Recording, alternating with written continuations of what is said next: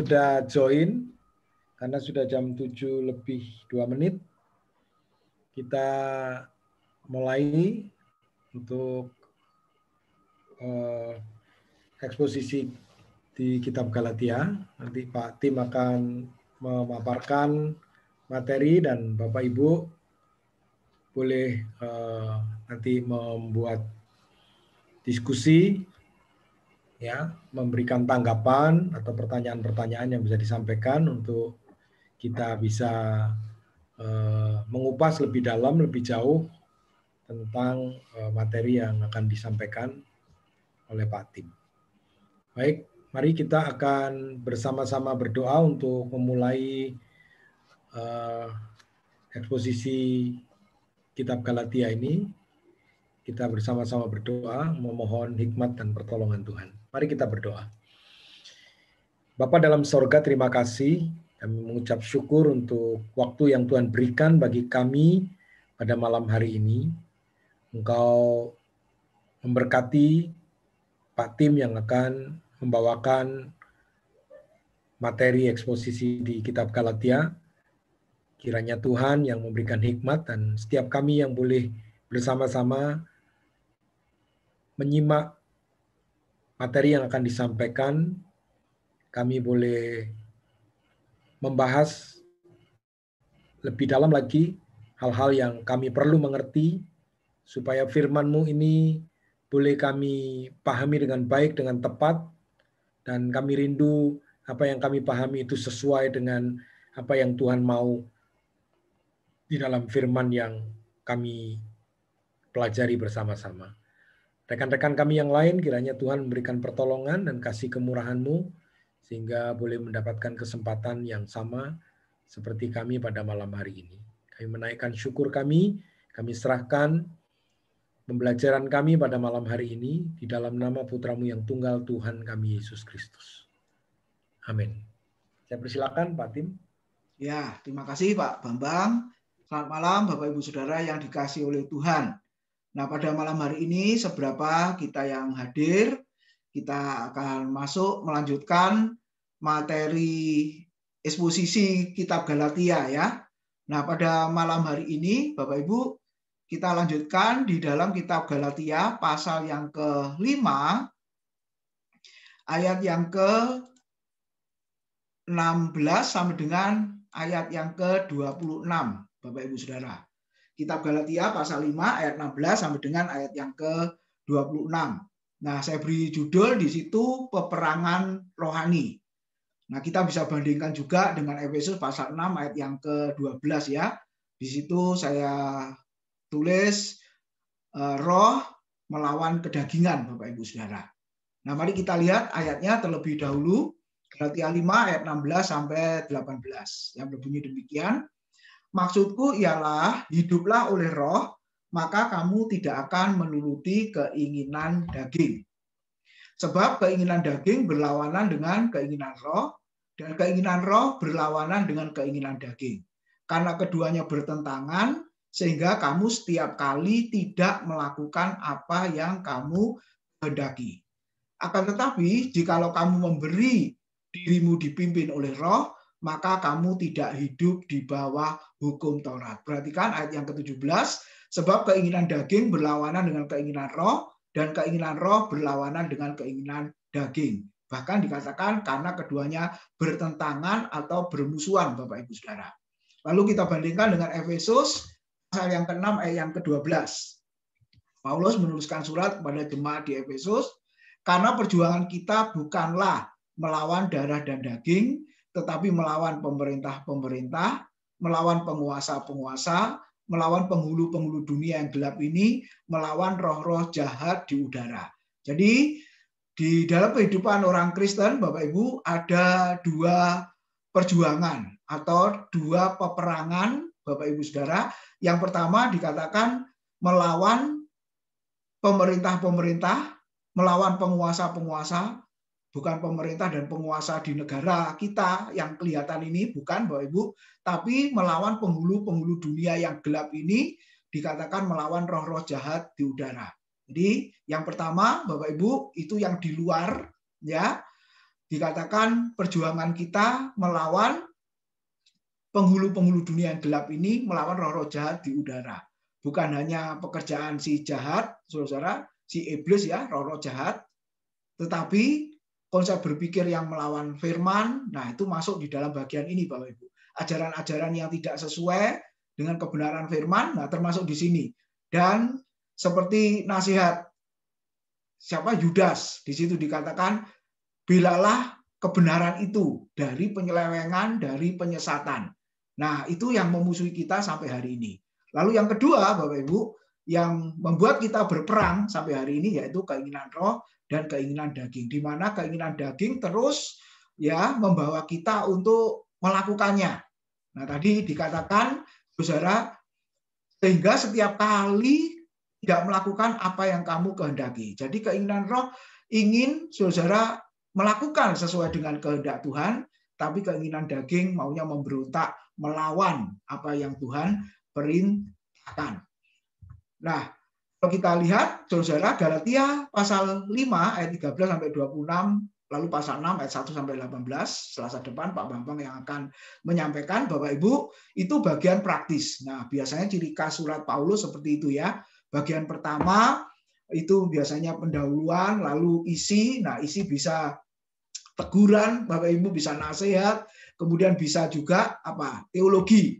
Jadi yang salah, yang menyimpang diluruskan di sana. Lalu bagian ketiga itu biasanya bagian praktisnya. Nah, ciri khas dari surat Paulus rata-rata seperti itu, saudara-saudara. Nah, yang jadi masalah ayat 1 di kitab Galatia, saudara-saudara, dan ayat yang ke-13 ya.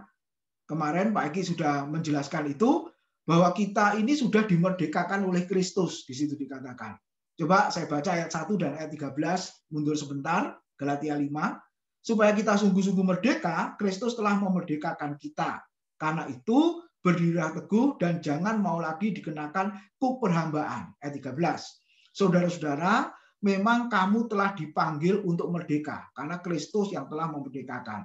Tetapi, janganlah kamu mempergunakan kemerdekaan itu sebagai kesempatan untuk kehidupan dalam dosa, melainkan layanilah seorang akan yang lain oleh kasih. Jadi Bapak Ibu sudah dimerdekakan oleh Kristus, kini apa yang harus orang percaya itu lakukan? Kristus sudah memerdekakan kita, lalu kita harus melakukan apa? Nah, ayat 13 tadi Paulus menasihatkan supaya jangan hidup di dalam dosa lagi. Ya, istilahnya sudah merdeka, tapi ya bebas melakukan apa saja, bukan saudara. Ya, tapi kita akan lihat apa maksud sudah dimerdekakan oleh Kristus, lalu kita melakukan apa. Nah, coba kita masuk ke bagian ayat 16 dan ayat yang ke-18 Bapak Ibu. Tadi dikatakan apa? Hiduplah oleh roh, maka kamu tidak akan menuruti keinginan daging. Nah, terus terang sampai hari ini, saudara, ya, sudah dimerdekakan oleh Kristus, sudah mengalami kelahiran baru, ya, sudah diselamatkan, begitu ya, sudah mendapat jaminan dari Tuhan karena percaya Yesus, sudah lahir baru. Nah, yang namanya pergumulan itu, peperangan, perjuangan antara roh dengan kedagingan masih berlanjut sampai hari ini. Tidak ada orang Kristen yang berani menjamin, hamba Tuhan yang berani menjamin sudah lahir baru tidak bisa jatuh dalam dosa. Ya, sudah diselamatkan tidak bisa jatuh dalam dosa. Tidak, saudara.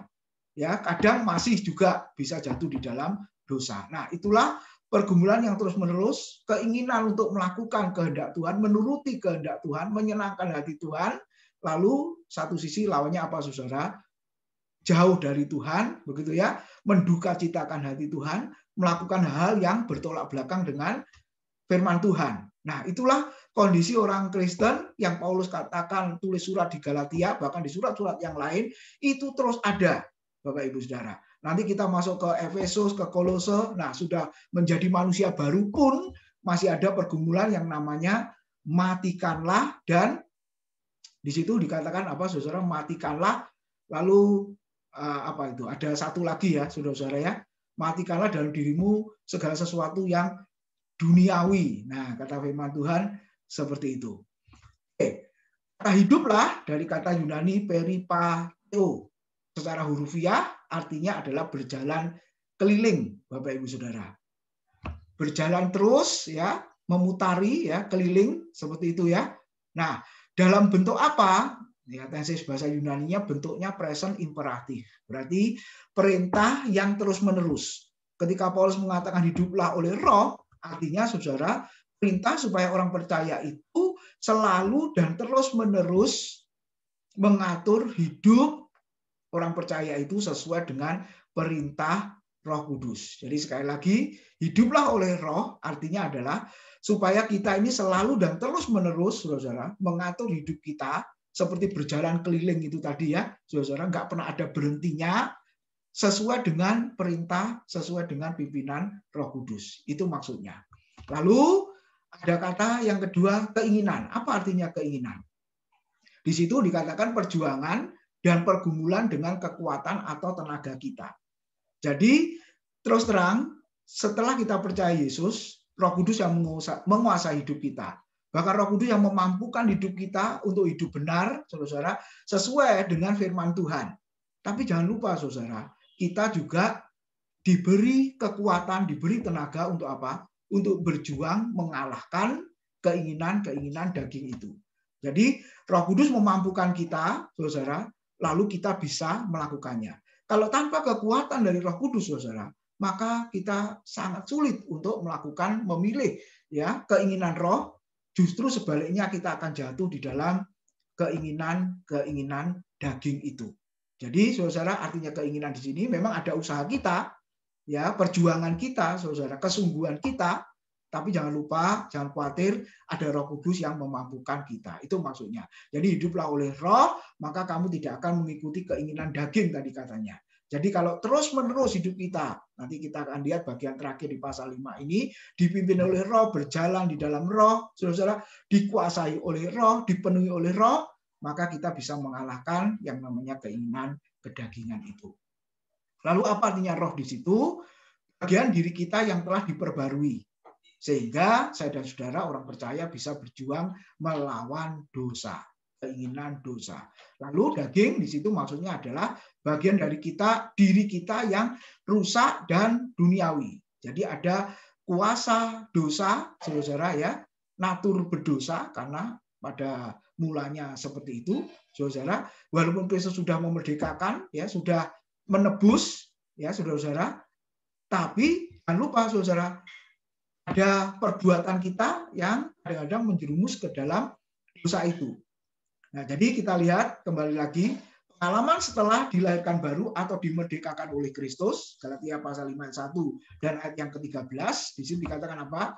Terus-menerus, saudara-saudara, ya berjuang, berperang tadi keinginan roh dan keinginan daging yang terus-menerus berperang di dalam kehidupan orang percaya. Itulah yang disebut dengan pergumulan orang Kristen sampai hari ini, saudara-saudara, sampai Kristus datang kembali, ya, saudara-saudara, atau sampai kita istilah kemarin yang sudah kita pelajari diangkat atau dibawa oleh Tuhan, saudara. Terus-menerus berperang dalam hidup kita. Ini pergumulan yang apa dikatakan? Pergumulan yang tidak ada habisnya, ya, saudara-saudara. Nah, seringkali orang berpikir bergumul masalah pekerjaan, ya, usaha, masalah keluarga, masalah pelayanan. Oke, itu juga pergumulan. Tapi yang dikatakan Alkitab di sini adalah pergumulan yang melawan keinginan daging itu, saudara. Ini tidak akan ada habisnya, terus-menerus. Tapi jangan khawatir, tadi Roh Kudus memampukan kita untuk bisa mengalahkan keinginan daging itu. Lalu berikutnya, apa itu keinginan daging? Keinginan yang menguasai kita sebagai manusia keturunan Adam.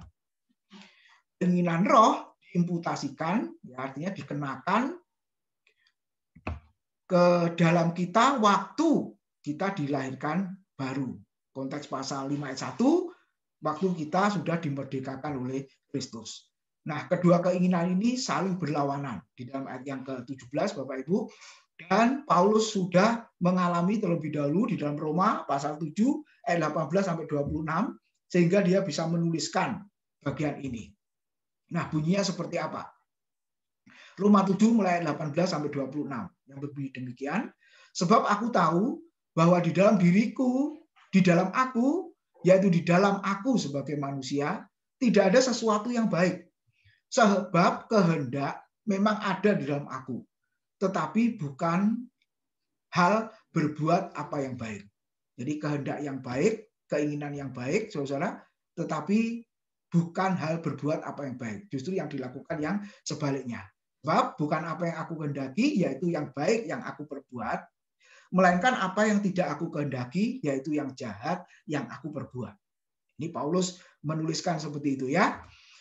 Jadi jika aku berbuat apa yang tidak aku kehendaki, ya, yaitu keinginan daging tadi, padahal keinginan rohnya berbeda, maka bukan lagi aku yang memperbuatnya, tetapi dosa yang diam di dalam aku. Artinya kuasa dosa, ya, yang diam di dalam aku. Demikianlah aku dapati hukum ini, jika aku menghendaki berbuat apa yang baik, yang jahat itu ada padaku. Ayat 23 dan seterusnya. Sebab di dalam batinku aku suka akan hukum Allah, tetapi di dalam anggota-anggota tubuhku aku melihat hukum lain yang berjuang melawan hukum akal budiku dan membuat aku menjadi tawanan hukum dosa yang ada di dalam anggota-anggota tubuhku. Lalu dia menyadari aku manusia celaka. Siapakah yang akan melepaskan aku dari tubuh maut ini? Puji Tuhan, ayat 25, syukur kepada Allah oleh Yesus Kristus Tuhan kita. Jadi dengan akal budiku aku melayani hukum Allah, tetapi dengan tubuh insaniku aku melayani hukum dosa. Timbul pertanyaan, ini Paulus yang lama dengan nama Saulus atau Paulus yang sudah jadi rasul, Bapak Ibu, sudah lahir baru? Kalau kita melihat bagian ini, Bapak Ibu, justru ini Paulus, bukan Saulus, saudara. Ya, Saulus yang lama, Paulus yang lama, bukan. Justru ini Paulus yang sudah diimputasikan kebenaran Kristus, yang sudah dikenakan kebenaran, keadilan, dan kesucian Kristus. Jadi yang sudah dilahirkan baru itu, saudara, manusia baru secara status di hadapan Tuhan, justru Paulus memberi pengalaman, lihat, aku masih berjuang, aku masih bergumul melawan yang namanya keinginan daging itu. Keinginan roh, inginnya menyenangkan hati Tuhan, melakukan kehendak Tuhan, tapi keinginan daging, saudara, ya, bukan apa yang baik yang aku perbuat, justru yang jahat itu yang aku lakukan, dan itu yang dialami oleh Paulus dan tentunya dialami oleh kita semua. Kalau mau jujur, mundur ke belakang hidupnya Paulus, saudara, benar-benar dikuasai oleh hawa nafsu, dikuasai oleh keinginan daging yang membabi buta untuk membinasakan anak-anak Tuhan. Tapi ketika sudah mengalami Tuhan, berjumpa dengan Tuhan di Kisah Rasul pasal yang ke-9, saudara, itulah titik balik, titik awal dari Paulus untuk melayani Tuhan, dan ternyata yang namanya pergumulan perjuangan itu terus berlanjut, bahkan sudah jadi rasul pun, sudah jadi hamba Tuhan pun terus berlanjut. Hidup kita juga seperti itu ya, sudah menjadi orang Kristen lama, bahkan sudah melayani Tuhan, maka kedua keinginan ini terus berjuang di dalam hidup kita dan kita terus bergumul atas hal itu. Tapi sekali lagi puji Tuhan, ada Roh Kudus yang menguatkan dan memampukan kita untuk hidup sesuai dengan kehendak Tuhan. Di bagian yang pertama ini aplikasinya Bapak Ibu, yang pertama, perang melawan kedagingan adalah keharusan bagi orang percaya. Bapak Ibu, suatu saat ada orang yang WA saya, dia berkata seperti ini.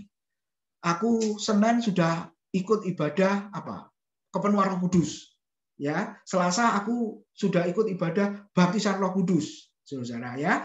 Lalu hari Rabu aku ikut Bible study. Hari Kamis aku ikut ibadah doa atau komsel atau apa, saudara ya. Nah, hampir setiap hari dalam minggu itu terus beribadah, saudara, ikut ibadah berbagai macam yang sudah disediakan oleh gerejanya. Lalu terakhir dia berkata, aku kok tetap bandel ya Pak. Aku kok tetap sulit untuk hidup sesuai firman. Aku kok tetap nakal ya Pak. Aku kok tidak bisa hidup seperti yang dikehendaki oleh Tuhan. Katanya aku ini penuh Roh Kudus, tapi aku tidak hidup kudus. Katanya aku sudah dibaptis oleh Roh Kudus, tapi aku tidak mengikuti kehendak roh, keinginan roh dalam hidupku. Nah ini bagaimana ini Pak? Saudara, kalau saudara ditanya seperti itu, jawabnya gimana? Saya bilang, kalau orang yang penuh Roh Kudus itu harus hidup kudus. Harus terus mengikuti keinginan roh. Memang keinginan daging selalu muncul yang bertolak belakang, yang menyakitkan hati Tuhan, mendukacitakan hati Tuhan dengan perbuatan yang berdosa, karena engkau memang punya natur yang berdosa, sifat berdosa, tapi engkau harus mengalahkannya.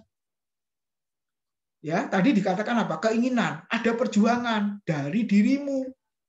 Ada usaha dari dirimu. Nah, itu maksudnya.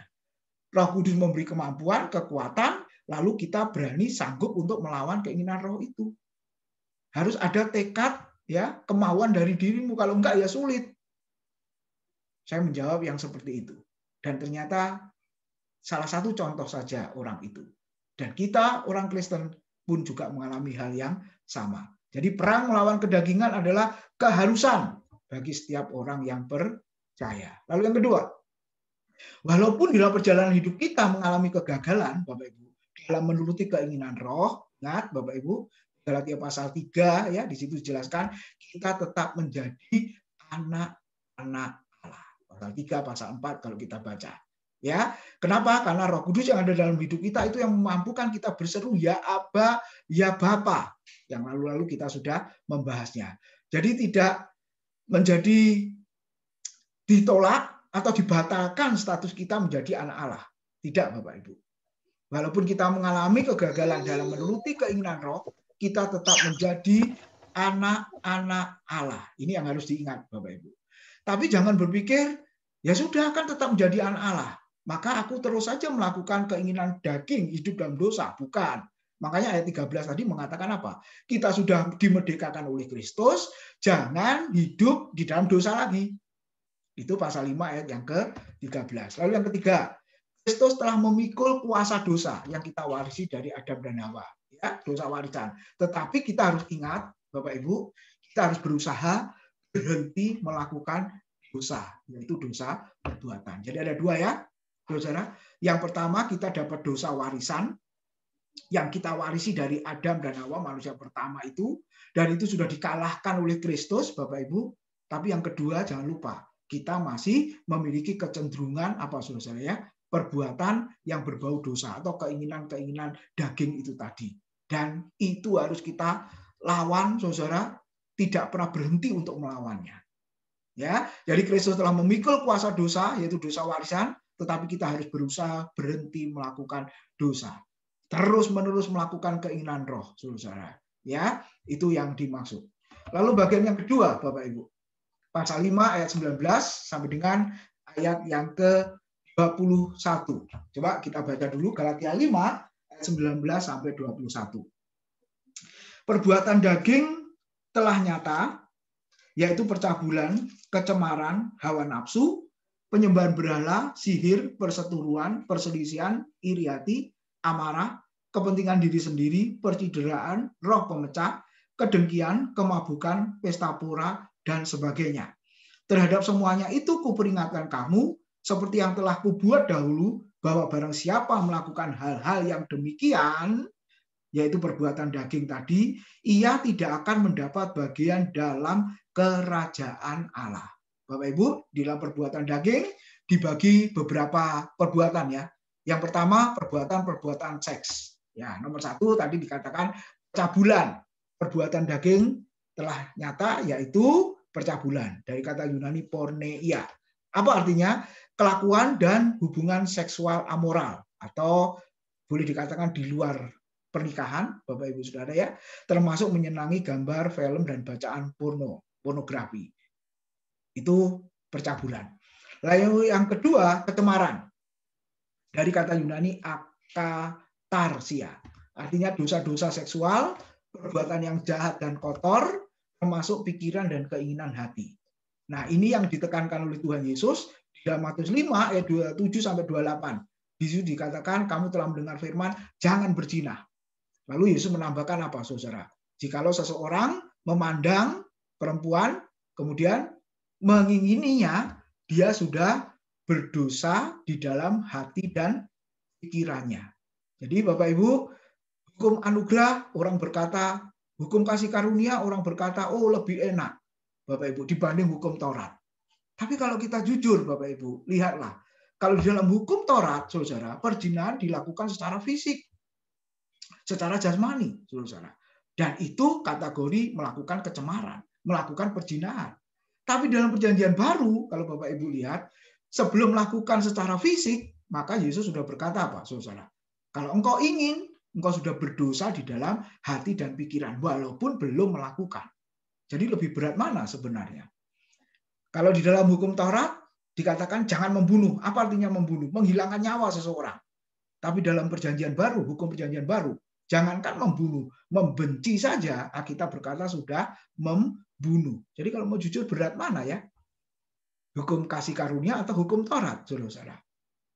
Ya, oke. Jadi belum melakukan sudah berdosa. Nah ini yang kita lihat. Jadi bukan hanya perbuatan, saudara, tapi hati dan pikiran itu pun sudah berdosa. Dan Tuhan Allah yang Maha Tahu, Bapak Ibu. Itu yang kedua. Lalu yang ketiga, Bapak Ibu, hawa nafsu dikatakan. Dari kata Yunani aselgia, artinya sensualitas, mengikuti nafsu dan keinginan sedemikian rupa sehingga tidak lagi merasa malu dan tidak sopan. Itu artinya. Lalu yang keempat, yang kedua, kelompok yang kedua. Jadi kelompok yang pertama perbuatan-perbuatan kedagingan berhubungan dengan seks, yang kedua perbuatan-perbuatan agamawi di situ ya. Berikutnya dikatakan penyembahan berhala. Dari kata Yunani idolatria, artinya menyembah roh-roh, orang atau patung berhala, kepercayaan pada seseorang, lembaga atau benda yang dianggap berkuasa setara dengan atau lebih daripada Allah dan firman-Nya. Jadi menyembah, mengakui selain Allah, Bapak Ibu, itu sama juga sudah melakukan dosa penyembahan berhala. Dan kalau dalam konteks perjanjian lama, Bapak Ibu, dosa penyembahan berhala itu ya istilahnya tidak ada pengampunan dalam arti langsung dibinasakan hukumannya. Ingat orang Israel yang menyembah patung lembu emas itu di Keluaran 32, saudara. Walaupun Musa sudah minta ampun ya, saudara, supaya Tuhan mengampuni orang Israel, tapi lihat apa yang terjadi ayat berikutnya, mereka akhirnya juga mati dibinasakan. Jadi saudara, makanya 1 Yohanes pasal 5 ayat yang terakhir mengatakan, "Hei anak-anakku," Rasul Yohanes yang sudah tua berpesan, "jauhilah penyembahan berhala." Kenapa? Karena penyembahan berhala itu adalah benar-benar dosa yang sangat mematikan. Seolah-olah tidak ada pengampunan dan jangan kau mendoakan. Percuma didoakan, toh hukumannya tetap kematian. Lalu yang kedua dikatakan sihir. Kata Yunani parmakeia. Artinya ilmu sihir, spiritisme, ya, menyembah setan-setan dan penggunaan obat bius untuk memperoleh pengalaman-pengalaman rohani, Bapak Ibu. Ya, berhubungan dengan roh-roh orang mati, ya, setan-setan dan lain sebagainya, termasuk di situ ya. Lalu bagian yang ketiga, perbuatan-perbuatan dalam hubungan dengan sesama. Dikatakan tadi apa? Perbuatan daging, perseturuan. Ekstra kata Yunaninya, artinya maksud dan perbuatan permusuhan yang hebat atau kebencian. Perselisihan, kata Yunaninya eris, artinya bertengkar atau perebutan keunggulan atau perebutan kekuasaan, saudara ya, saling sikut sana sikut sini mengorbankan yang satu dengan yang lain, asal tujuannya punya power, punya kuasa tercapai. Nah ini termasuk perbuatan daging tadi. Lalu yang ketiga iri hati, ya jealous orang berkata. Ya, artinya benci, marah, cemburu akan keberhasilan orang lain. Lalu berikutnya gerang, Yunaninya tumos, artinya kemarahan yang meledak, ya, yang berkobar-kobar dengan kata-kata dan tindakan yang keras atau ngomong kotor, ya, kata-kata kotor dan lain sebagainya. Lalu yang kelima dikatakan kepentingan diri sendiri. Dari kata Yunani eriteia, artinya ambisi untuk mencari kekuasaan. Lalu berikutnya, ini berhubungan dengan sesama, sangat banyak pertidraan atau pertikaian atau percekcokan, kata Yunania dikostasia. Artinya memperkenalkan ajaran yang memecah belah yang tidak didukung firman. Nah ini berbicara pertikaian, percekcokan soal ajaran, Bapak Ibu ya. Nah yang lagi viral, Bapak Ibu Saudara ya, soal ini loh, Yesus adalah ciptaan. Ya, padahal dulu sudah ada ajaran saksi Yehova. Tapi hamba Tuhan ini dokter, saudara, dia berkata Yesus adalah ciptaan. Kenapa? Karena dia mengacu Kejadian pasal 1. Dia berkata apa di Kejadian pasal 1? Jadilah terang, maka terang itu jadi. Ya, itulah hari pertama. Gitu ya. Nah, lalu siapa terang itu? Nah, diambil ayat Yohanes 8 ayat yang ke-12. Yesus berkata kepada orang banyak, "Akulah terang dunia. Barang siapa mengikut aku, ia tidak berjalan dalam kegelapan, melainkan dia akan memperoleh terang hidup. Nah, jadi kalau begitu pengakuan Yesus sendiri, Yesus adalah ciptaan yang pertama. Nah, coba lihat Bapak Ibu. Ya, orang ini kok bisa mikir begitu, ngajar seperti itu Bapak Ibu. Ya. Oke, kalau Bapak Ibu renungkan coba, masalahnya di mana? Kok sampai ambil kesimpulan seperti itu? Dia gagal secara hermeneutika, gagal secara menafsir Alkitab, melihat Alkitab. Kalau kita mundur ke belakang di kitab Kejadian pasal 1 itu kan bicara penciptaan. Ketika Tuhan mengatakan jadilah terang, maka terang itu jadi. Jadilah benda-benda penerang, maka matahari, bulan, bintang itu jadi. Jadilah cakrawala, jadilah lautan, jadilah daratan. Bahkan yang terakhir, saudara, hewan, tumbuhan, lalu baiklah kita menjadikan manusia segambar dan serupa dengan kita. Kalau kita lihat secara hermeneutika, Kejadian pasal 1 kan bicara penciptaan secara apa Bapak Ibu? Literal loh. Ya, secara fisik Bapak Ibu Saudara. Ya, itu artinya benar-benar terang, benar-benar tumbuhan, benar-benar langit, benar-benar bumi, benar-benar binatang dan manusia. Tapi kalau Yohanes 8 ayat yang ke-12 ketika Yesus berkata akulah terang dunia, ini bukan literal loh. Dia berkata secara figuratif. Nah, saya heran, saudara-saudara, membedakan dua hal yang mudah sederhana seperti ini kok nggak mengerti, saudara. Sehingga dia ambil kesimpulan, Yesus mengaku dia adalah terang, makanya mundur ke Kejadian pasal 1, saudara, berarti terang yang diciptakan pertama kali. Jadi kesimpulannya, Yesus adalah ciptaan Allah yang pertama kali. Ini kan ngawur tuh Bapak Ibu. Ya, padahal Yesus itu setara dengan Bapa, setara dengan Roh Kudus yang sama-sama pencipta, bukan ciptaan. Hati-hati Bapak Ibu. Ketika Yesus berkata, akulah gembala yang baik, aku adalah pintu. Apakah secara fisik dia pintu, dia gembala? Dia nggak pernah mengembalakan kambing domba secara fisik Bapak Ibu. Ya gambar-gambar di luaran sana kan ilustrasi dia panggul domba yang tersesat, terhilang, lalu diketemukan. Kan begitu ya. Nah itu kan perumpamaan, saudara, figuratif. Ya dia nggak pernah jadi gembala domba Bapak Ibu. Dia tukang kayu kok. Ya dia juga bukan pintu. Secara fisik dia bukan jalan secara fisik, bukan. Nah itu kan perumpamaan. Akulah roti hidup yang turun dari surga. Akulah air kehidupan. Itu kan perumpamaan, itu kan figuratif semua. Kenapa sulit, saudara-saudara, membedakan itu? Nah jadi Bapak Ibu kita lihat ya, kalau ada ajaran-ajaran yang seperti itu, saudara-saudara ya. Nah jadi saudara sehubungan dengan ayat yang bagian berikutnya, yaitu roh pemecah, heresis itu ya, ini berbicara soal ajaran-ajaran sesat. Bapak Ibu ya. Kita lihat kalau mereka membawa ajaran sesat lalu menghasilkan percekcokan, menghasilkan pertikaian, menghasilkan perpecahan gereja. Sama seperti Paulus berkata kepada Timotius di surat 1 Timotius kalau Bapak Ibu baca ya, guru-guru palsu itu Saudara membawa ajaran yang mengakibatkan apa? Percekcokan, pertikaian, pemecah belah ya, perpecahan gereja. Jadi kalau ajaran yang tidak sehat mengakibatkan hal yang seperti itu. Tapi sebaliknya ajaran yang sehat mendatangkan damai sejahtera dan sukacita. Lalu berikutnya kedengkian. Panos kata Yunania. Perasaan tidak suka bercampur benci terhadap orang lain yang memiliki sesuatu yang diinginkan. Lalu bagian yang terakhir, perbuatan-perbuatan sembrono dikatakan kemabukan. Kata Yunania mete, artinya merusak penguasaan mental atau fisik dengan minuman keras. Lalu pesta pora, kata Yunania komos, artinya berpesta dengan minuman keras dan bersukaria secara berlebihan, obat bius, ya, acara seks atau yang semacam itu. Kemudian Paulus tadi memberi yang terakhir dan sebagainya. Berarti masih banyak Bapak Ibu.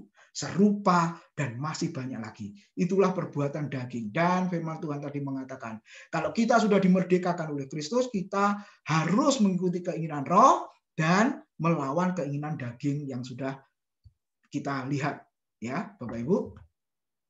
Nah, Paulus mengatakan terhadap semuanya itu, kuperingatkan kamu, seperti yang telah kubuat dahulu. Ini ya, Paulus memberitahu ya, pengalamannya sedikit. Seperti yang telah kubuat dahulu. Aku dahulu pun sebelum bertemu dengan Tuhan, di Kisah Rasul pasal 9, juga melakukan semua perbuatan-perbuatan daging itu. Makanya kepada jemaat Galatia dia berpesan, terhadap semuanya itu kuperingatkan kamu. Apa peringatannya, saudara? bahwa barang siapa melakukan hal-hal yang demikian, ya, tensesnya di situ adalah terus-menerus, melakukan hal-hal atau perbuatan daging yang terus-menerus, ia tidak akan mendapat bagian dalam kerajaan Allah. Artinya apa, saudara?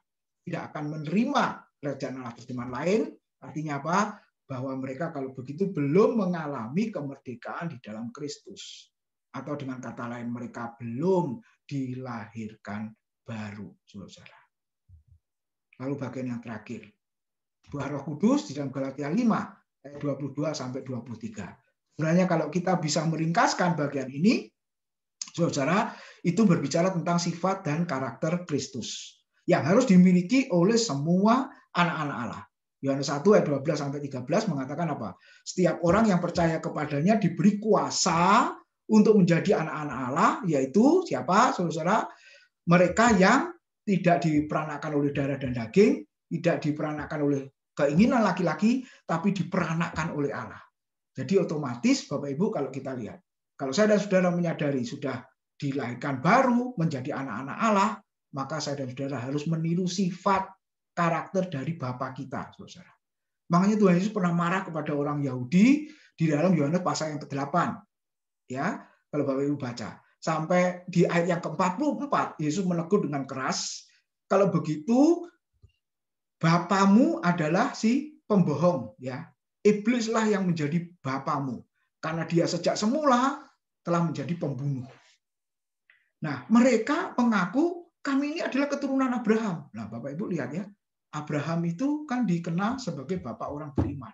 Tapi dalam Yohanes pasal 8 kalau Bapak Ibu baca, itu benar-benar saudara-saudara mereka mengaku keturunan Abraham, tapi sebenarnya mereka masih hamba. Karena Tuhan berkata, kamu tidak mengerti firman-Ku, tidak mengerti bahasaku. Ya, akhirnya kamu mau bunuh aku, katanya begitu saudara. Lalu mengatakan Yesus orang Samaria yang kerasukan setan, dan yang terakhir apa saudara? Mau melempari dengan batu.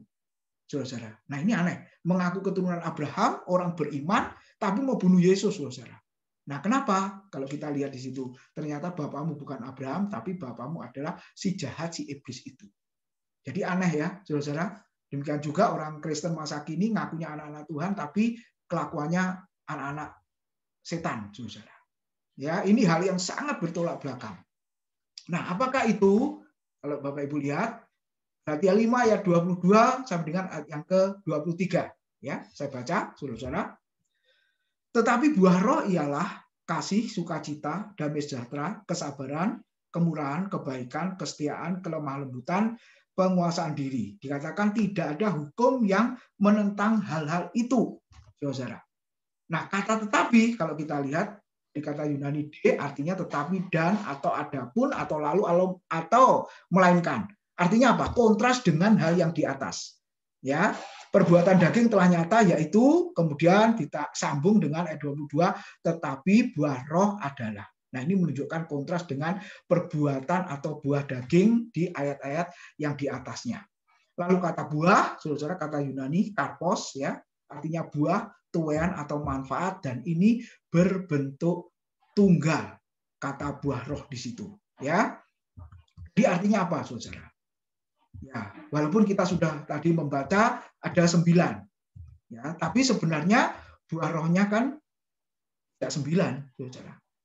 Ya, walaupun kita itu kasih, sukacita, damai sejahtera, kesabaran, kemurahan, kebaikan, kesetiaan, kelemah lembutan, penguasaan diri ada 9.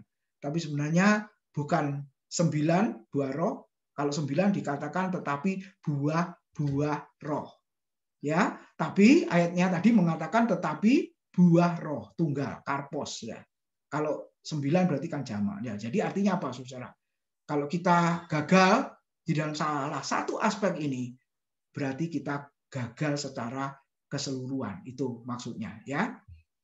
Dikatakan tidak ada hukum yang menentang hal-hal itu. Jadi, Bapak Ibu, kita bisa melihat ada 4 macam pelayanan dari Roh Kudus sehubungan dengan buah roh itu tadi, termasuk pelayanan yang seperti apa.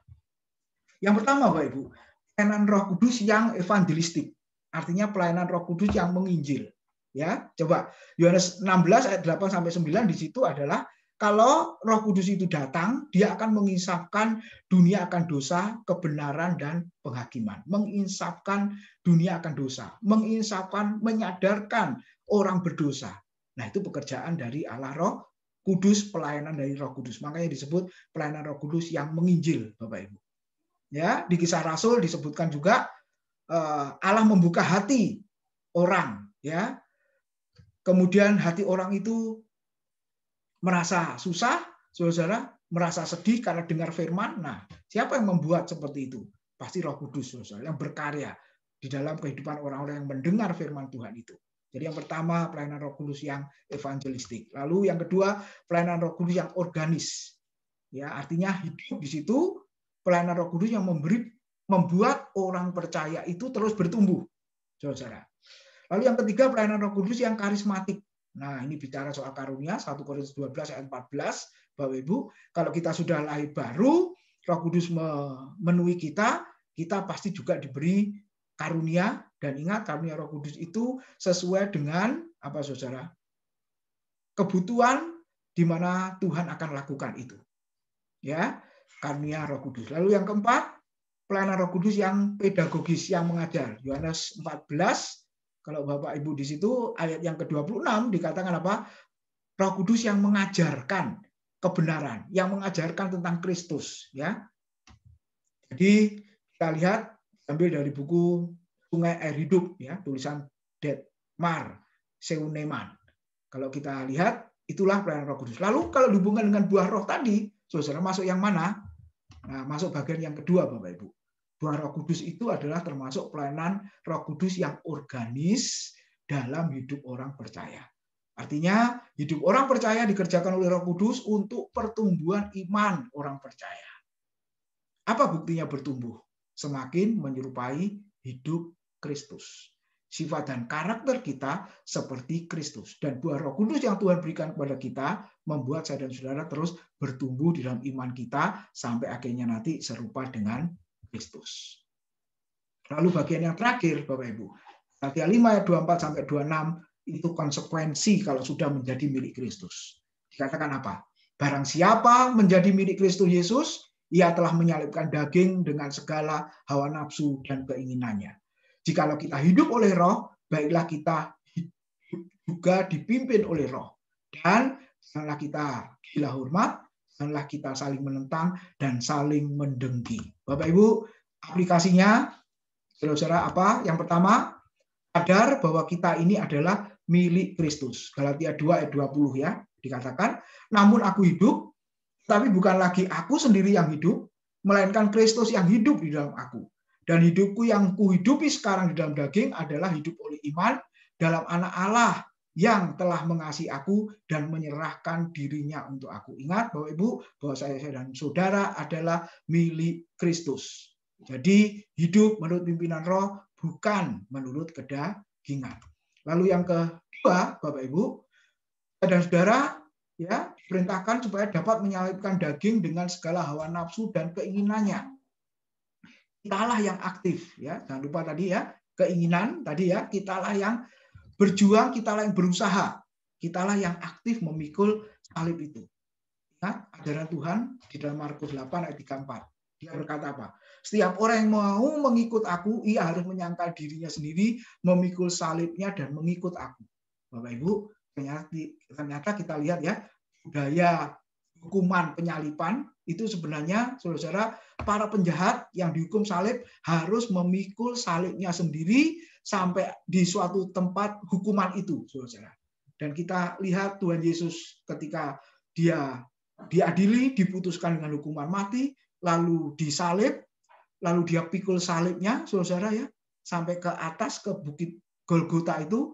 Nah, kenapa sampai dibantu oleh orang lain, saudara ya? Karena dia sudah tidak kuat lagi.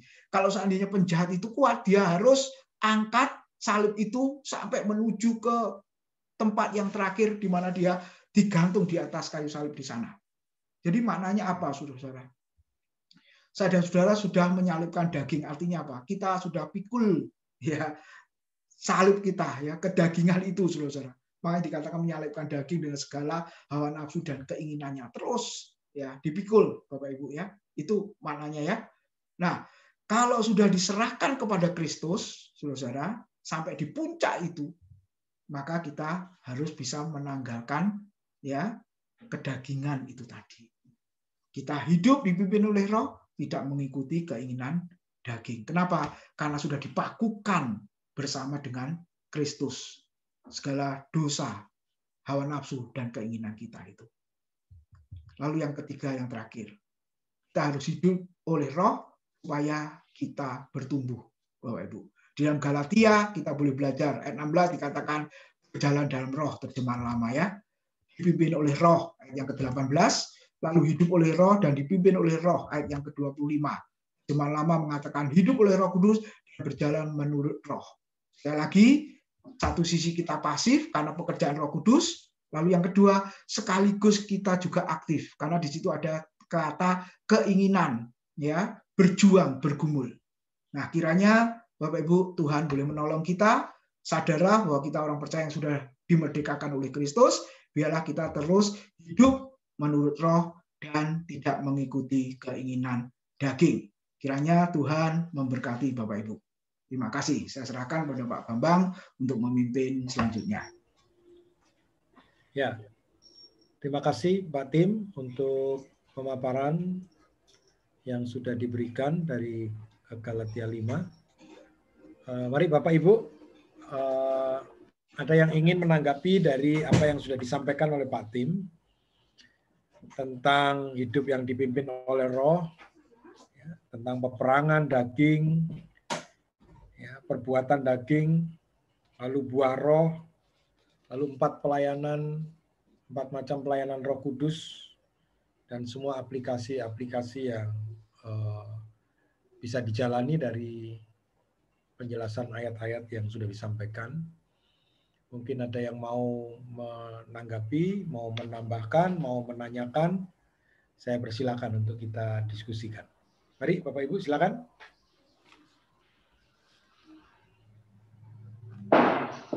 Malam Pak Tim, Pak Bambang. Ya, silakan Bu Emi. Ya, malam Bu. Mau nanya sedikit. Menyangkal diri sama memikul salib itu bedanya apa, Pak? Oh, ya. Ya, silakan Pak Tim. Ya, wah luar biasa ya. Tadi Tuhan mengatakan di dalam Markus tadi ya, kalau engkau mau menjadi pengikutku, engkau harus sangkal diri, pikul salib, ikutlah aku setiap hari.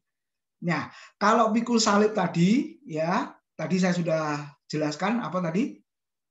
Keinginan daging tadi ya, keinginan yang berdosa, ya, yang bertolak belakang dengan keinginan roh, ya, itu seolah-olah kita sudah bawa kepada Kristus untuk dipaku bersama dengan Kristus.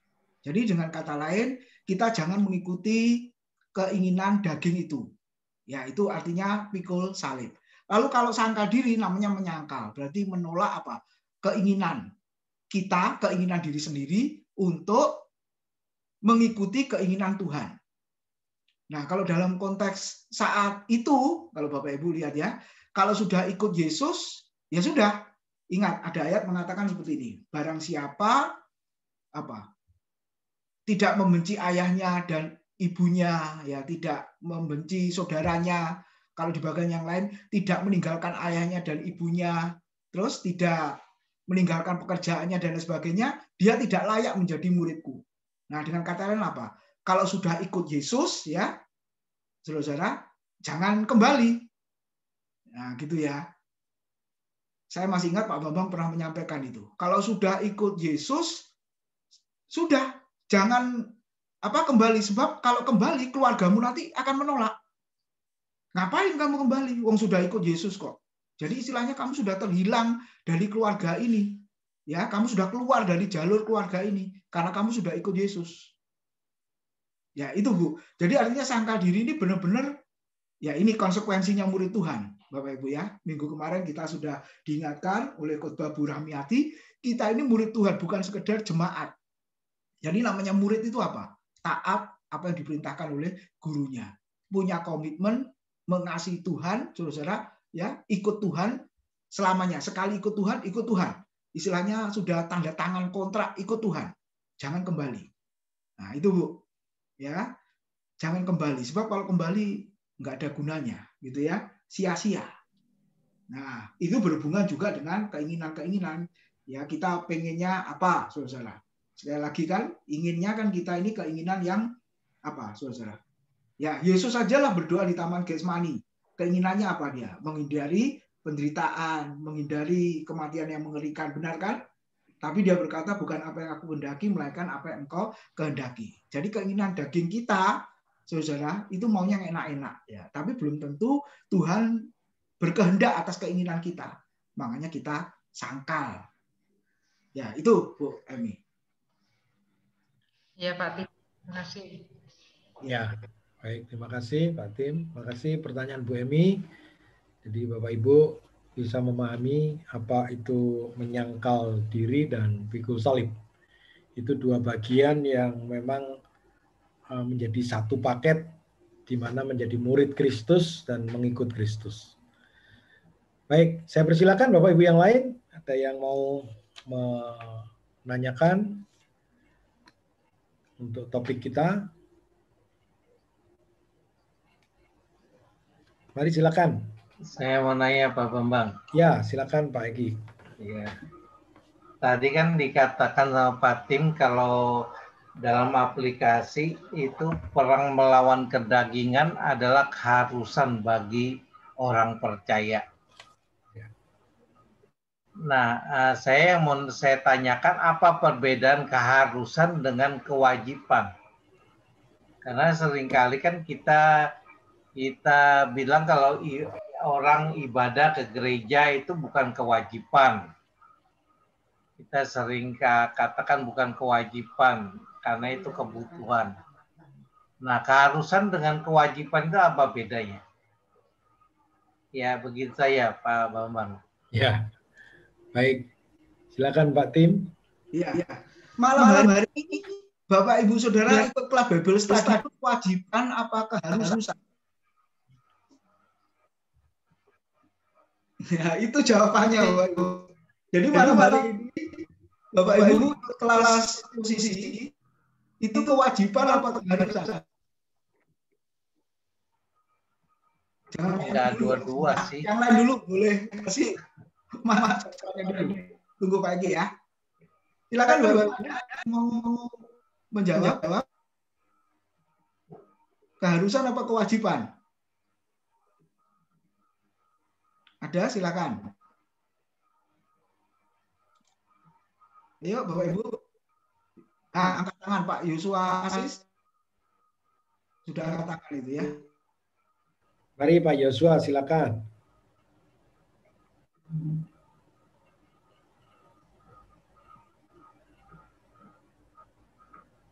Ada Pak Jos juga. Ini banyak nih. Silakan Bapak Ibu, satu atau dua ya, mewakili. Jadi ikut kelas Bible Study malam hari ini keharusan, kewajiban apa disuruh Pak Bambang, gitu ya? Atau apa Bapak Ibu? Wajib Pak. Oh, kewajiban. Pak Fendi. Soalnya kita sudah milik Kristus Pak. Sudah milik Kristus, wajib. Ya, kita harus mengikuti standarnya Kristus ya. Menurut ajaran-ajarannya. Oke. Ya, wajib. Ya, wajib. Terima kasih. Yang lain, silakan dulu, Bapak Ibu. Ya.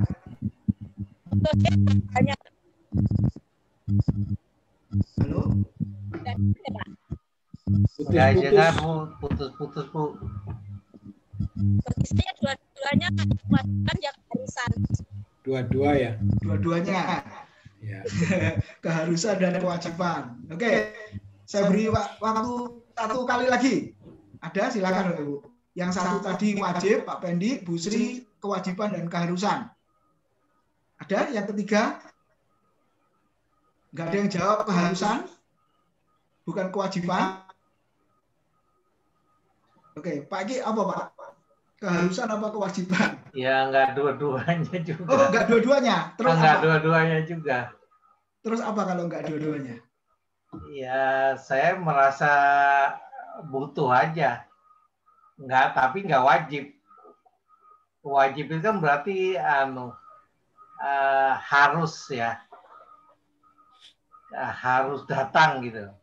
Nah, sementara saya nggak wajib.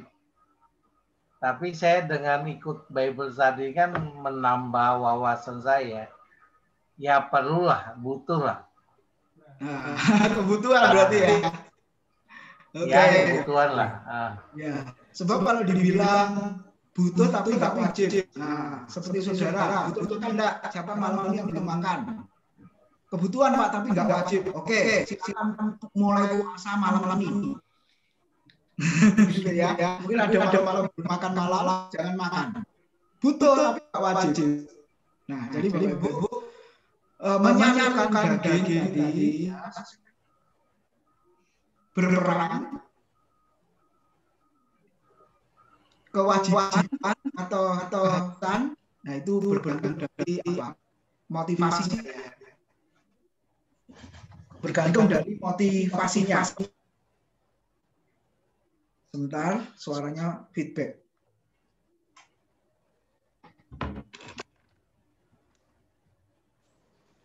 Ya, dengar Bapak Ibu? Ya, jelas Pak Tim. Oke. Jelas. Nah, jadi kalau kita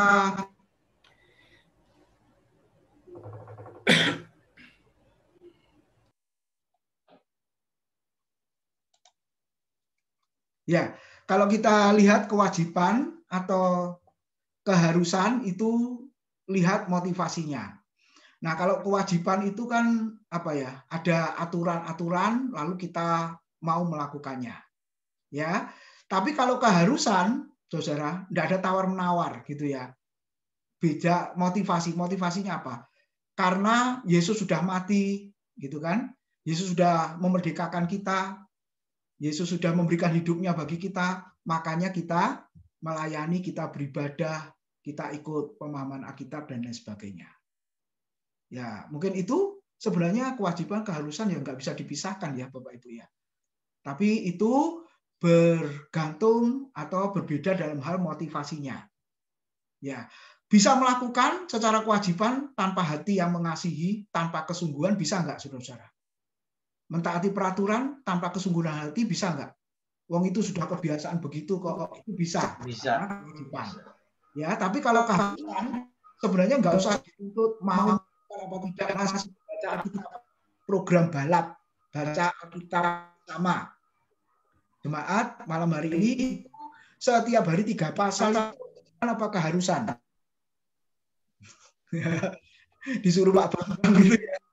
Nah, kalau kita baca karena kewajiban, kita akan sesuai masuk kitab Bapak Ibu ya. Sudah ada beberapa yang ngomong itu atau maksudnya salah, lalu apa?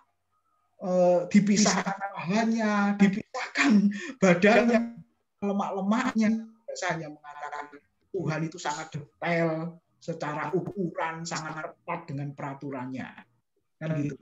Nah, kalau Alkitab tadi kewajiban akan selesai Bapak Ibu. Wah, cepet ya, besok 3 pasal. Habis itu 3 pasal lagi. Nah, itu kewajiban. Tanpa didasari dengan hati yang mau mengasihi, komitmen membaca Alkitab. Tapi kalau keharusan Bapak Ibu, wis enggak usah keluar dari 3 pasal lagi. Kalau perlu bukan 3 pasal tapi dibablasno Bapak Ibu ya. Sampai 6 pasal gitu. Tapi jangan sampai diropel begini ya. Oh, hari ini saya nggak baca. Kenapa? Karena kemarin saya sudah baca. Nah, ini kalau begitu. Ya boleh sih. Kalau bagi kita laporannya bagaimana? Ya, jadi bedanya adalah kalau kewajiban karena itu kewajiban, ya mungkin tanpa hati mau berbuat, tapi kalau keharusan itu dasarnya mengasihi. Terus nggak usah disuruh, saya mau melakukan. Ya, itu Pak Eki dan juga yang lain. Oke. Saya mau tambah. Ya, Bu, saya mau tambahkan, Pak. Silakan Bu Yudhistia. Iya. Mungkin gini ya Pak Tim. Yang tadi bilang keharusan karena kita tahu Tuhan Yesus yang sudah berkorban bagi kita. Mungkin tepatnya kesadaran ya Pak, kesadaran kita. Itu tambahan saya, Pak. Oke, terima kasih Bu Yudhistia. Betul, kesadaran yang sudah digerakkan oleh Roh Kudus akhirnya ya sadar itu ya, sudah nggak usah disuruh ya, dasarnya memang itu tadi mengasihi Tuhan. Ya, makasih Bu Yudhistia. Ya. Ya, di pertanyaan di chat dari Bu Sri, Pak Tim. Ya. Ya, jadi menanyakan tentang dosa warisan yang sudah dibereskan oleh Tuhan Yesus, sedangkan dosa perbuatan kita harus berusaha untuk menghindarinya. Nah, dalam Zoom sekolah minggu hari Minggu, Pak Tim menyatakan bahwa dosa perbuatan kita sendiri yang harus menanggung akibatnya. Ya, bahwa dosa perbuatan kita sendiri yang harus menanggungnya. Apa maksudnya, Pak? Terima kasih. Ya, makasih. Ya, jadi dosa perbuatan ya kita yang berbuat, kita yang bertanggung jawab. Contohnya Daud waktu berdosa berzina dengan Batseba ya, Bapak Ibu ya, lihat akibatnya apa yang dialami oleh Daud? Anaknya meninggal. Nah itu bicara konsekuensi dosa, Bu. Ya, Tuhan mengampuni di dalam doanya. Ampuni aku, jangan ambil rohmu daripadaku. Sesungguhnya aku dalam dosa diperanakkan, dalam kandungan ibuku aku sudah diperanakkan dalam dosa. Betul, ya. Tapi ketika dia melakukan dosa, melakukan perbuatan dosa, maka dia harus tanggung, yaitu apa? Anaknya mati. Mungkin bisa contoh yang lain lagi siapa? Ananias dan Safira katakanlah. Perbuatannya apa di situ? Melakukan dosa, menipu kan? Tidak jujur. Nah, konsekuensinya apa? Dia tanggung kematian. Ya, mungkin yang lain-lain bisa ditambahkan contohnya. Nah, itu Bu Sri. Ya, itu dosa perbuatan seperti itu. Ya. Itu Bu Sri ya.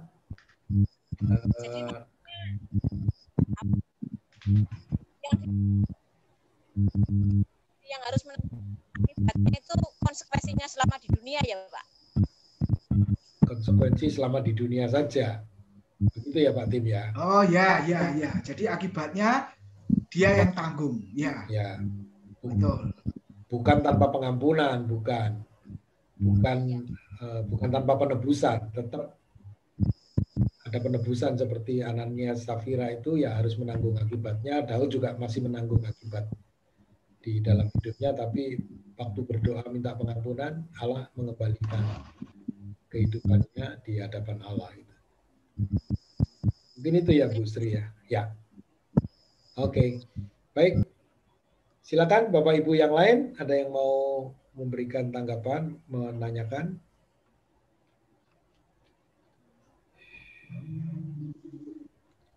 Silakan Pak Karjo, ada yang mau disampaikan? Malam Pak. Oh ya Bu Emi, mari. Ya, mau nanya itu Pak. Galatia 5. Ya. Ayat yang ke-18 ya. Ya. Akan tetapi jikalau kamu memberi dirimu dipimpin oleh Roh, maka kamu tidak hidup di bawah hukum Taurat. Maksudnya apa, Pak? Ya. Sedangkan yang diajarkan Yesus kan Tauratnya itu dilingkupi oleh kasih. Ini kok?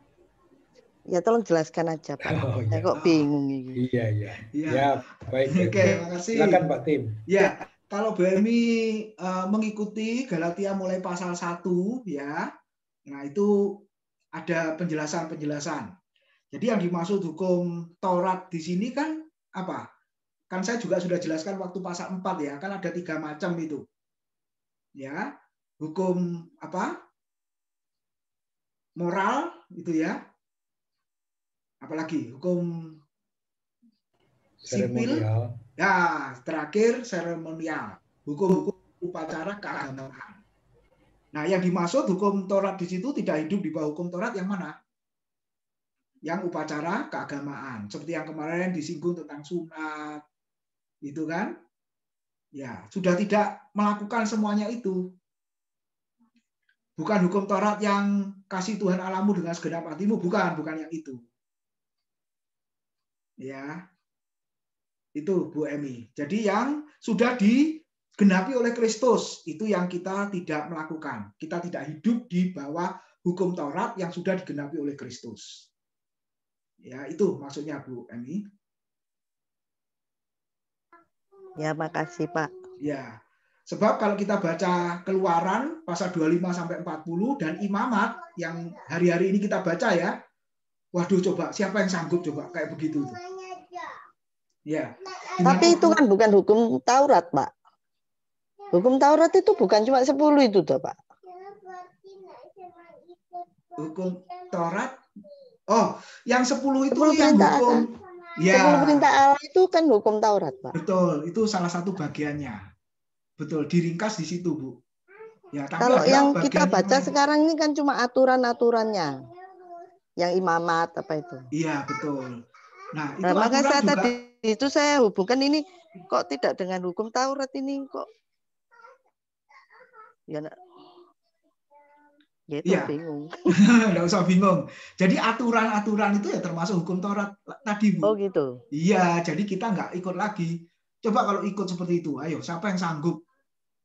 Waduh, waktu saya baca, anak-anak saya baca, bingung juga, Pak, kayak begini ya, sulitnya, ketatnya. Iya, mau? Ayo kembali kayak begitu. Makanya Kristus sudah memerdekakan kita sudah nggak pakai yang begitu-begitu. Iya. Terima kasih. Ya betul, itu maksudnya. Ya. Ya, ya. Oke. Makasih. Terima kasih, Bu. Ya. Ya, baik. Jadi memang hukum Taurat ini harus dimengerti dalam artian istilah-istilah yang dipakai di dalam perjanjian baru yang dimaksud itu, karena ahli-ahli Taurat itu membreakdown 10 hukum itu menjadi hukum-hukum Taurat yang detail, yang 613 itu, 613 aturan itu yang dimaksud juga hukum Taurat dalam arti penafsirannya. Nah, itu yang ditekankan kepada orang-orang Yahudi untuk hidup menjalani itu ya, untuk tidak boleh jalan sekian pada hari Sabat, tidak boleh pikul sekian berat. Kalau itu dilakukan melanggar hari Sabat. Padahal 10 hukum tidak ada. Tidak boleh berjalan, tidak boleh pikul gitu, tidak ada.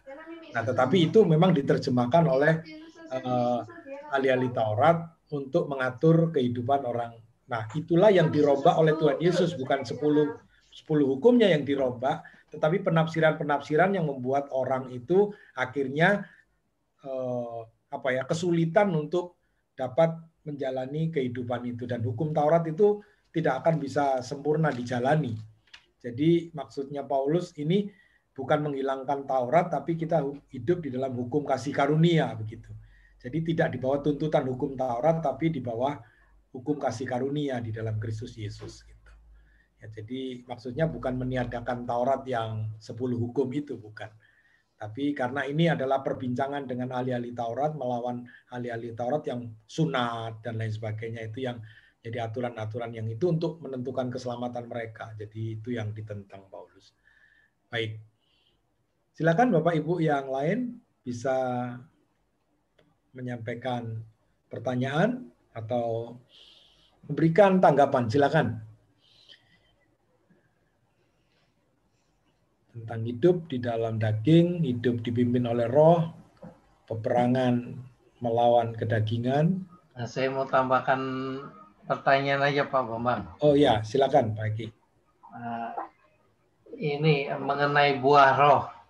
Ya. Dalam Galatia 5 ayat 22 sampai 23 itu ya. Ya. Tentang buah roh.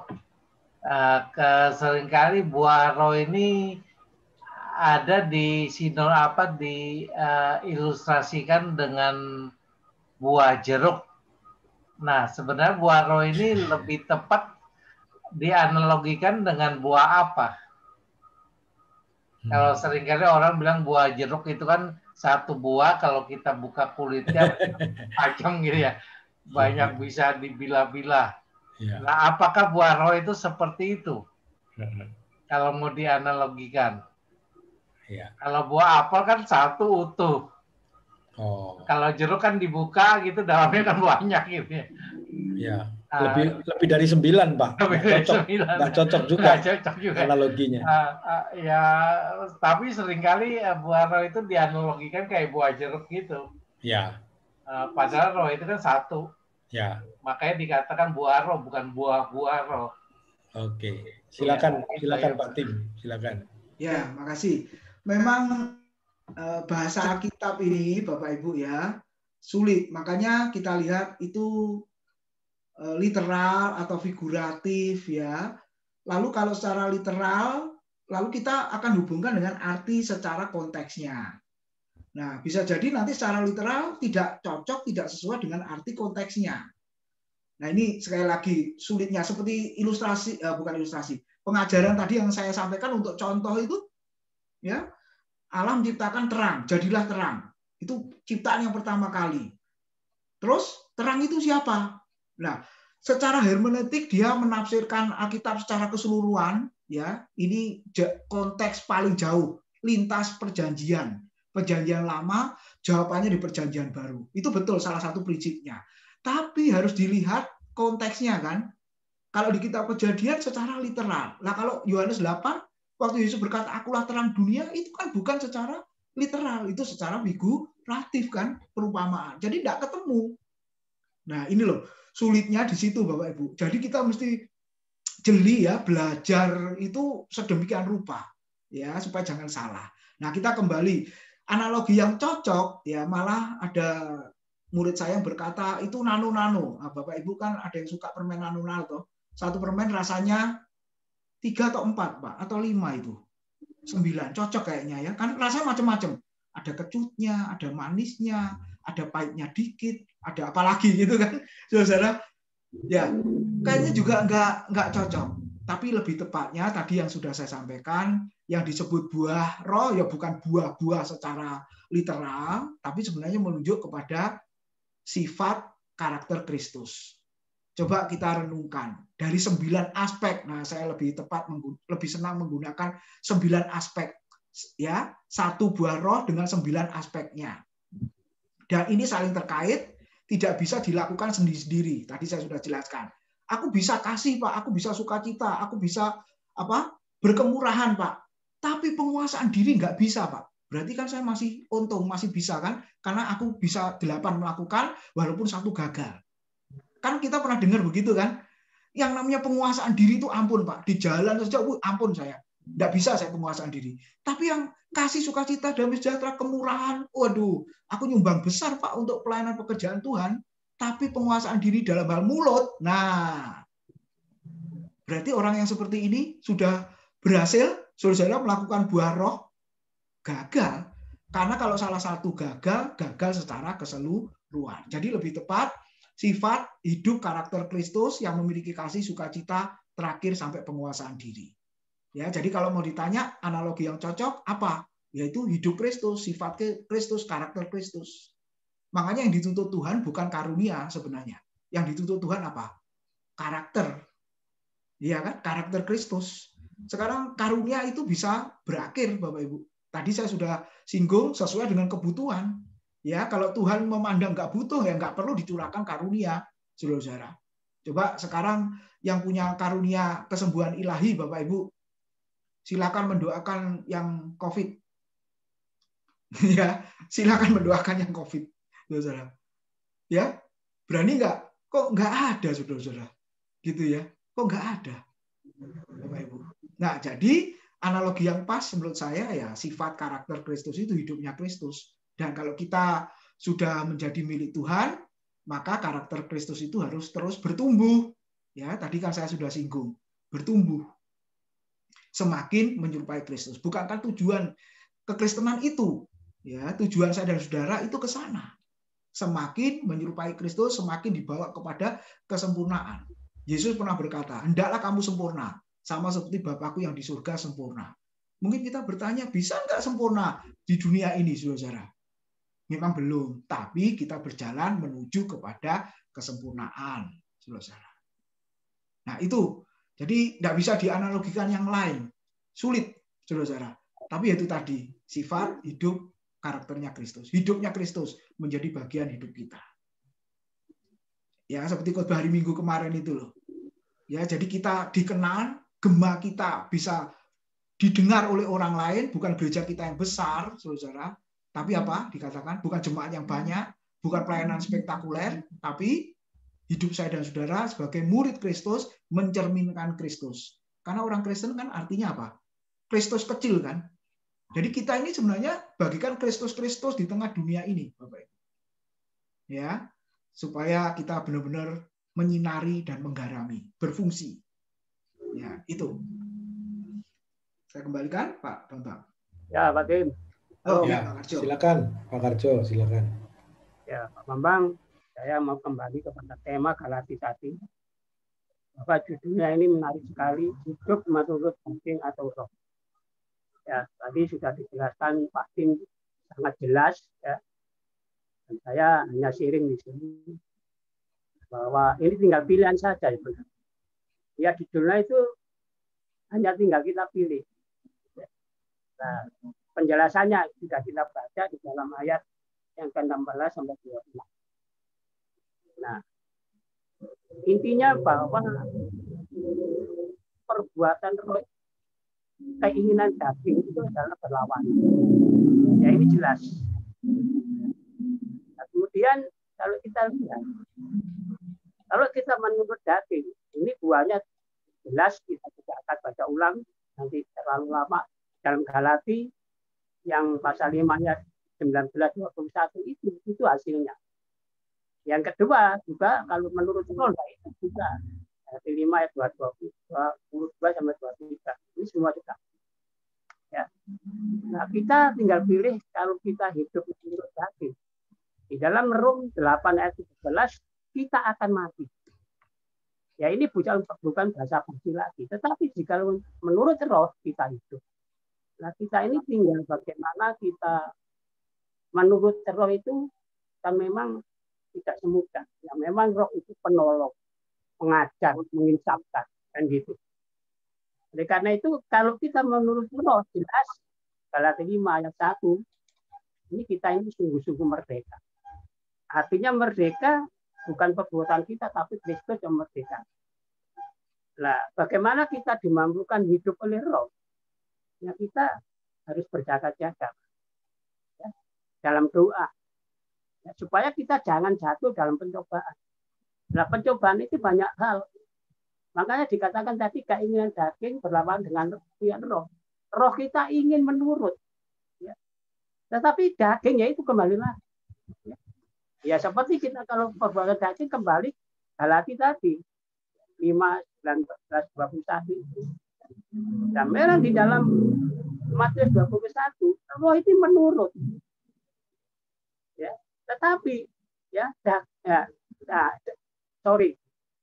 roh itu penurut, daging itu roh itu berlawanan ya.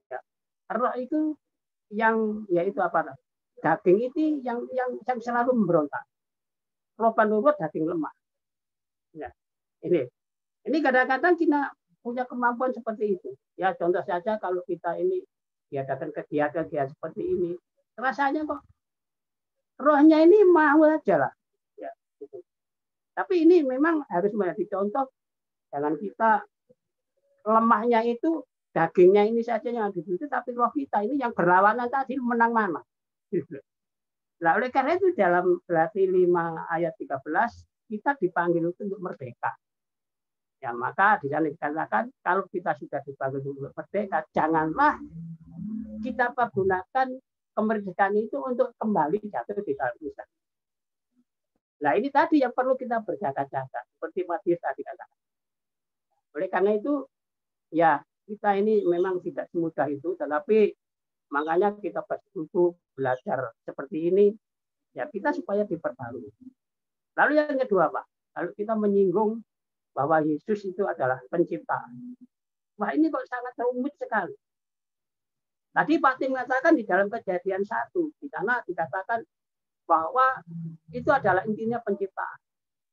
Tapi ada gambaran lain, ada hamba Tuhan yang lain bahwa Yesus itu pencipta, bukan pencipta. Tapi kalau kita melihat di dalam kalimat di sana Kejadian 1 ayat 1 dan 2, pada mulanya Allah menciptakan langit dan bumi. Bumi belum berbentuk dan kosong gelap gulita meliputi samudera dan roh Allah melayang-layang di atas. Kita kan harus kembali. pada mulanya Allah. Di situ ada Allah. Allah disebut situ siapa? Allah ya yang disebut pasti ya Tuhan Yesus, bukan Allah yang lain. Bagaimana dia bisa mengatakan bahwa itu Allah ciptaan? Apa tidak lengkap? Ya. Ayat 1 sampai 2 ini mendukung sekali. Ya memang diawali pada mulanya. Nah, itu ada Allah, siapa yang memulai? Kok bisa mengatakan bahwa Yesus itu dicipta? Ya memang kalau diurut dalam penciptaan tergantung Tuhan. Pada mulanya memang Allah itu mencipta dari pertama terang. Kemudian dari kedua yaitu langit dan cakrawala. Ketiga daratan dan tumbuh-tumbuhan. Keempat matahari, bulan dan bintang. Kelima ikan-ikan, burung-burung, dan keenam manusia. Itu haknya Tuhan. Ya. Mau diciptakan keberapa nggak masalah. Tapi memang bukan kebetulan bahwa manusia diciptakan pada hari ke-6. Ya, kalau dikembangkan itu sangat luas sekali. Nah, kita kembali kepada ciptaan. Ya. Bahwa kalau ada orang yang Yesus dikatakan penciptaan, itu adalah saksi Yesus. Dia diambil daripada Kolose 1 ayat 15 dan 17. Itu ayat yang 15, 17 sampai ini tidak dibaca. Ya. Di dalam Kolose 1 ayat 15 itu memang jelas dikatakan bahwa dia itu adalah gambar Allah yang tidak kelihatan. Yang diciptakan, yang terlebih utama diciptakan dari segala sesuatu. Tapi lihat ayat 15-17. Oleh karena dia segala sesuatu dijadikan baik yang di surga, di bumi, pemerintah apapun. Ya kita kembali. Nah, kalau kita membela Allah itu siapa? Lebih jelas lagi dukung. Yohanes 1 ayat 1 sampai 3. Itu menunjukkan pribadi Allah sekaligus kekuasaan. Ya, pada mulanya adalah firman dan firman itu bersama-sama dengan Allah. Ia pada mulanya bersama dengan Allah. Segala sesuatu dijadikan oleh dia dan tanpa dia tidak ada baru sesuatu yang jadi. Lo mau dicari yang mana? Ya saya di ini tidak kita yang sharing supaya kita ini tidak bingung gitu. Ya apalagi yang kita sudah belajar bahwa ngomong koyo wis karet para putih. Ya, jadi itulah kita harus pegang itu. Ya. Jadi ditulis di dalam Kejadian itu pada mulanya Allah menciptakan langit dan bumi. Jadi sana ada Allah. Bumi ini belum berbentuk kosong gelap gulita meliputi samudera air. Dan roh Allah melayang-layang di situ. Jadi kehadiran Allah itu tidak terbatas. Nah, maka daripada itu saya hanya sharing di sini. Biarlah ini yang memang menjadi poin penting bagi kita. Mengapa kalau kita percaya kepada Yesus tidak mengenal daripada firman-firman ini, wah kita sangat sulit untuk menjawab. Nah, kalau kita membaca di dalam Yohanes 1, di sana kalau dikatakan selanjutnya ada ayat 10-11 itu. Ia telah ada di dalam dunia ini dan dunia dijadikan olehnya. Tetapi dunia tidak mengenalnya. Maka itu kalau ada orang yang menolak siapa itu hamba Tuhan, jadi apa? Ya sudah masuk dalam firman itu. Iya. Pada mulanya dia sudah ada di sana. Tetapi orang-orang ini tidak mengenalnya. Ia datang kepada milik kepunyaannya sendiri, tetapi orang-orang itu sendiri tidak menerimanya. Ya. Kalau dia datang tidak dikenal, dia datang lagi tidak diterima. Tapi puji Tuhan, ayat 12 itu. Tetapi barang siapa yang menerimanya, diberinya kuasa untuk menjadi anak-anak Allah. Yohanes 1:12.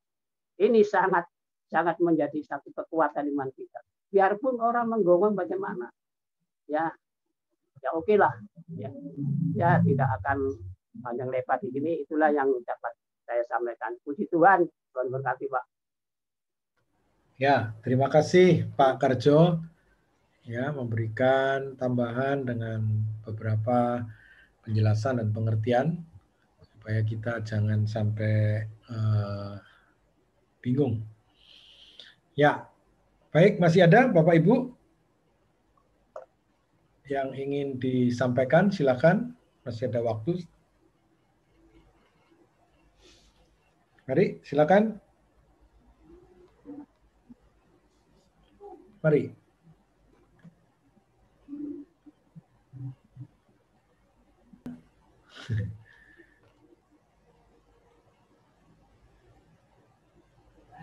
Cukup ya? Cukup kelihatannya ya, baik. Kalau tidak ada lagi, kita akan tutup acara kita malam hari ini. Terima kasih sekali lagi Pak Tim dan Bapak Ibu yang sudah join bersama-sama.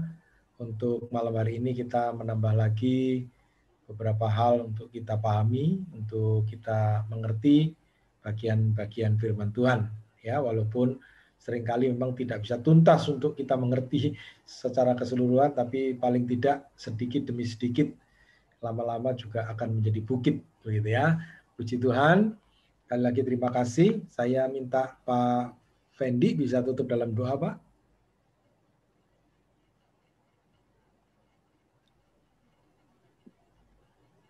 Ya, Pak. Ya, Pak. Silakan. Oke. Mari kita tundukkan kepala, kita berdoa. Bapa kami yang dalam surga, sekali lagi puji syukur dan terima kasih kami malam hari ini diberikan kesempatan untuk belajar akan firman-Mu khususnya di dalam Galatia 5 ini ya Bapa. Kiranya kuasa Roh Kudus-Mu terus menolong kami di dalam keterbatasan, kekurangan, kelemahan yang ada pada kami, hingga Tuhan sendiri yang akan memampukan kami untuk kami boleh memahami firman-Mu yang tak terbatas ini ya Bapa. Terima kasih sekali lagi Tuhan buat hamba-Mu Pak Tim yang telah Tuhan pakai menjadi saluran berkat-Mu pada malam hari ini. Tuhan terus memberkati hamba-Mu ini baik dalam tanggung jawabnya, keluarganya, apa yang digumulkan Tuhan juga campur tangan ya Bapak. Memberkati juga Pak Bambang dan seluruh teman-teman yang boleh hadir pada malam hari ini. Kami bersyukur kami sudah diberkati ya Bapak.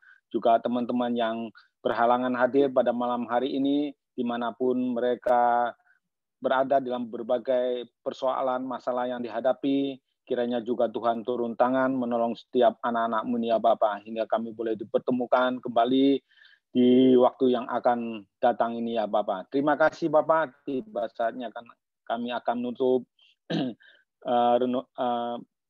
PA pada malam hari ini ya Bapa. Biar kasih Tuhan terus menyertai kami dalam peristirahatan kami malam hari ini sampai besok pagi ya Bapak. Terima kasih, ini doa dan syukur kami